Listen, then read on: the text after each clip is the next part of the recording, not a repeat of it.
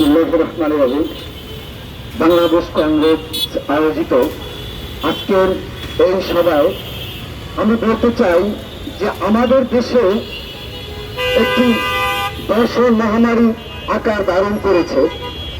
আমরা দেখি যে আমাদের যে ভবিষ্যৎ আগামী প্রজন্ম যে শিশু, এই শিশুদের উপরেই নির্মমভাবে অত্যাচারগুলো করা হচ্ছে।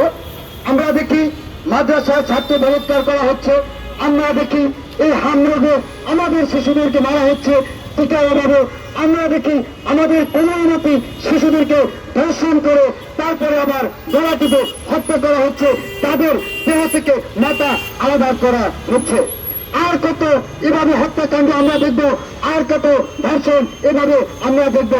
আমার প্রশ্ন, আমি বলতে চাই, বাংলাদেশে সঠিক আইন বিচার না থাকার কারণেই এই হত্যাকাণ্ডগুলো একের পর এক ঘটেই চলেছে।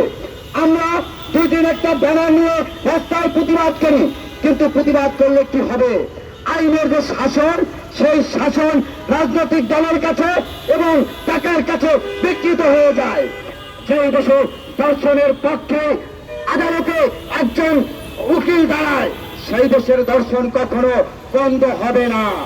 আমাদের প্রথমে একটা জিনিস খেয়াল রাখতে হবে, আমরা যেগুলো দেখি সাক্ষ্য প্রমাণ রয়েছে, ভিডিওর মাধ্যমে দেখি বা ভিকটিম নিজেই জবানবন্দি দেয়, স্বীকার করে যে সে নিজে ধর্ষণ করেছে। সেখানে আইনের প্রমাণ দেখে লম্বা সময় না নিয়ে আদালত একটু বিরতি দিচ্ছি।